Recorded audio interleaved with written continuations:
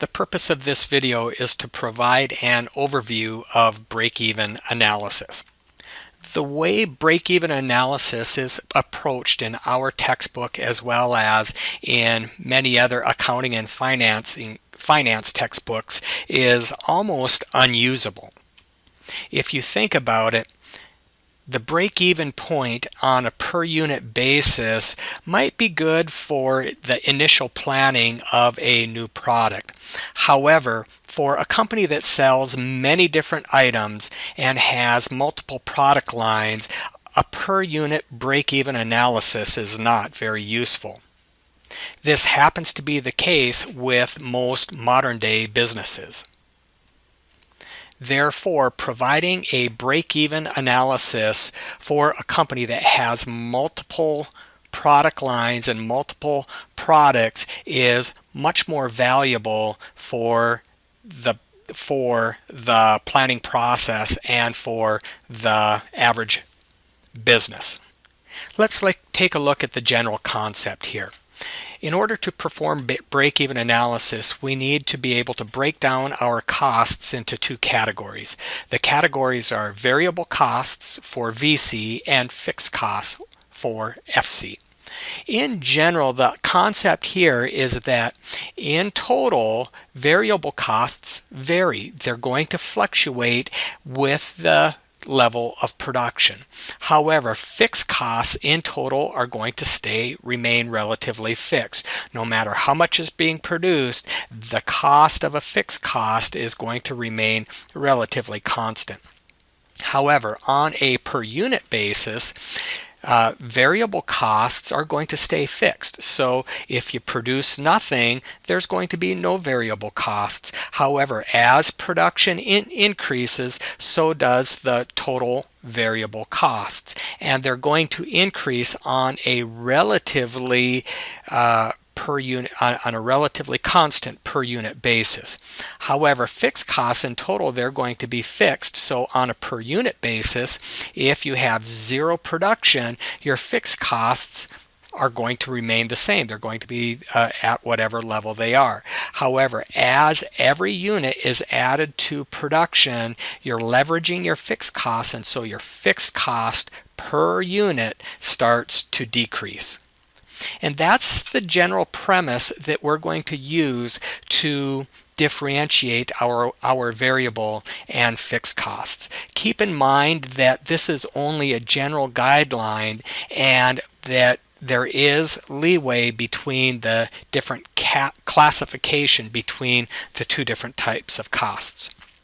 Let's take a look at our example down here on the income statement spreadsheet. Now, the way that I've worked on this in the past is that if you have an income statement, notice here that this particular company has 2, 4, 6 different types of revenue. So to calculate the break-even analysis on a per unit basis, it just doesn't make very good sense. So therefore, if you would consider your general sales mix to be relatively constant, meaning that the designing income, it looks like, well, let's see here, it looks like the materials income is going to be just a little more than 25% of total income. Labor income is going to be not quite 50%, and so on and so forth. If that sales mix holds relatively constant and you can make that assumption, then we can do a break-even analysis based upon our total level of income and this sales mix. Let's take a look at how this works. The first thing that we need to do is to be able to break down all of our costs into variable and fixed costs. Okay, so in this case, notice that we have cost of goods sold. Cost of goods sold is always considered to be a variable cost. So if we go down here, down on row number 30, and we see total cost of goods sold is $180,000, we can simply put a V next to that because all cost of goods sold is generally considered to be variable costs. We could get into the line item by line item detail, but we don't really need to do that. So let's just go ahead and avoid that. Then continuing on, some of our other expenses here. Now, in general, our automotive costs are generally going to be considered to be variable costs. Certainly, the more we produce, the more fuel we're going to burn running around. Our insurance, now that could be debatable, that the level of insurance is going to be relatively constant. If you drive very few miles, your insurance is going to be relatively constant. If you drive a lot of miles, that insurance is still going to be relatively constant. So let's put an F for fixed next to the insurance. Our repairs and maintenance, certainly the more we drive, the more repairs and maintenance we're going to have. So let's say that that is a variable cost. Our bank service charges are probably on a monthly basis at a set amount, so that's going to be fixed. Depreciation, no matter how much we produce or how little we produce, we're going to have depreciation. So let's call that a fixed cost. Now when we get into the insurances, the disability insurance for a company might be considered is probably tied to payroll. So payroll being a variable cost, so let's call this one a variable cost. Now the liability insurance, once a year you're going to have to write a big check to your insurance company for liability, whether you produce a lot or not quite as much, that you're going to have that cost. So let's call that one a fixed cost. Workers' compensation is directly tied to payroll, and because of that, payroll is variable, so therefore our workers' comp would also be variable. Okay. Continuing on, the interest on a loan is going to be a fixed cost. Now, we said that all payroll expenses are generally thought to be variable because the more you produce, the more labor that you need to produce the work. So all of that is going to be variable. Our office supplies, let's call that a variable. It's insignificant. The more work we do, the more office supplies we're going to use. Our professional fees, here we have an accounting fee. Maybe that's our year-end tax return. So let's call that a fixed cost. You only do one tax return per year, so it's not going to vary.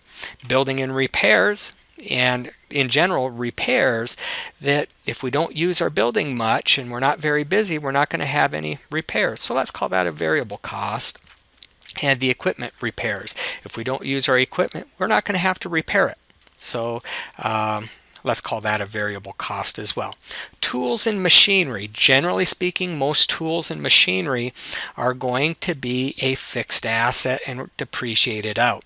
Unless, of course, the tools are relatively low cost items, maybe like a hand drill or a hand saw or that kind of thing. Those low cost tools are just going to be written off. And so these tools and machinery should be variable because if we don't produce very much, we're not going to need them. Now our utilities, now this one we could say is maybe debatable. Obviously, if we do nothing, we still have to heat our plant and be able to turn the lights on in the shop. However, the question is, does our machinery and the like take a lot of electricity? And if that happens to be the case, in order to produce, we need electricity, and therefore it would be justifiable as a variable cost. In this case, I'm thinking that in this part of the country anyway, to be able to heat and light a shop is going to cost about the same whether you produce a little or a lot. So let's call that one a fixed cost. However, the telephone expense, you're going to have a per line charge, and that per line charge would probably be a fixed cost. But any cost over that per line charge would then maybe be a variable cost. So in this case, we actually have a mixed cost. I think for our purposes, let's just either classify it as being fixed or variable because it's not going to make that much difference. So in this case, I'm thinking that the telephone expense is probably the majority of that is going to be a fixed cost, a per line charge. It's not going to vary very much. However, the water we use, the more employees we have, the more water we use. And so in that case, I'm thinking water would be variable. Now, once again, these Some of these are going to be mixed costs, fixed costs, but I think in general, if you can get close, figure out what the most of it, the bulk of it is being fixed versus variable, it's not going to affect the outcome of the break-even analysis by that much. So it just makes it a lot easier to classify it as either being fixed or variable. Okay, next we have miscellaneous. Let's just call that variable. And other income. So that takes us to the net ordinary income. Let's go ahead and stop there. Now, if I go all the way to the top of my worksheet here, and if I go to the Data tab and click on the filters, if I click on, I'm going to click off of Deselect All. If I'm going to click on F for all of the fixed costs and click OK, notice here that if I simply highlight all those fixed costs, I can see that my fixed costs are going to total $58,742.33. $58,742. $58,742. $58,742. Okay. Next, I need to do the same thing for my variable costs. Deselect all, click on V, and notice it looks like we have quite a few more variable costs. And now I go down here to the bottom. In total, I have $334,385. $334,385.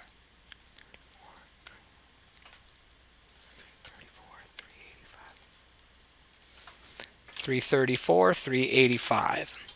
Okay, so now that I have our costs worked up, split between fixed and variable, the calculation of sales minus variable costs is called the contribution margin. Minus our fixed costs is going to give us the net income or operating income. And it just occurred to me that I did make one error as I was going through this, because ultimately we usually want to do the break-even analysis based on operating,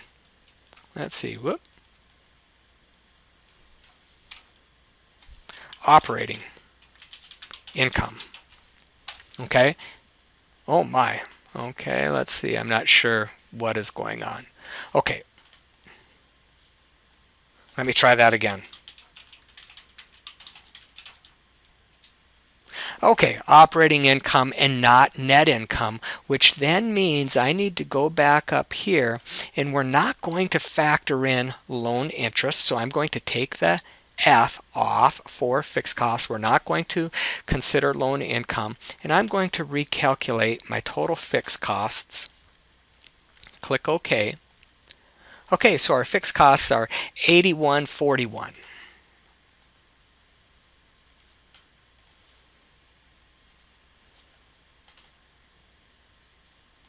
Something happened there.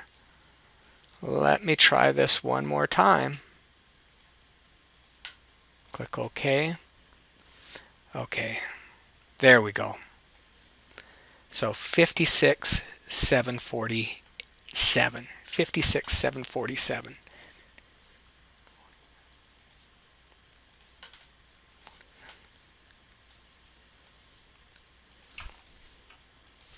$56,747.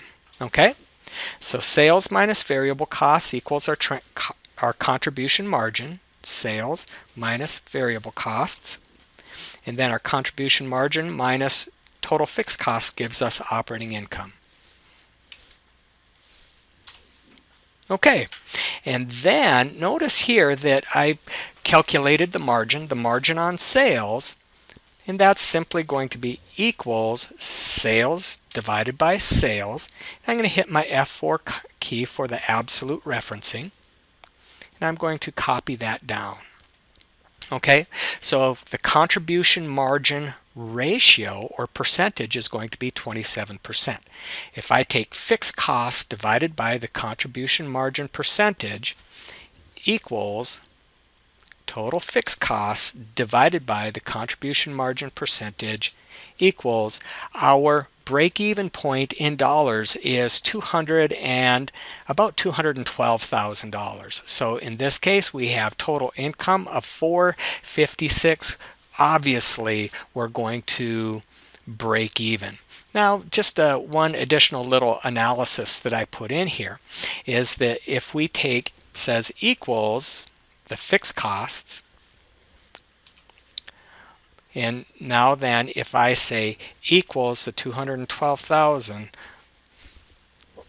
multiplied by the 73%, hit enter, our total variable costs at a lower level of production at the break-even point will be $155,133. To get a contribution margin, fixed costs are going to remain fixed equals, and so contribution margin minus the fixed cost gives us a break-even of 0 or an operating income of 0.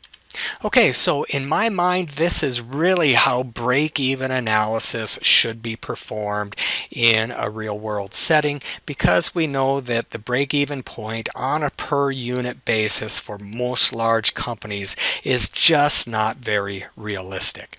And so this, in my mind, is how it should be done. I hope that you found this video helpful, and we will talk to you again in another video coming to you soon.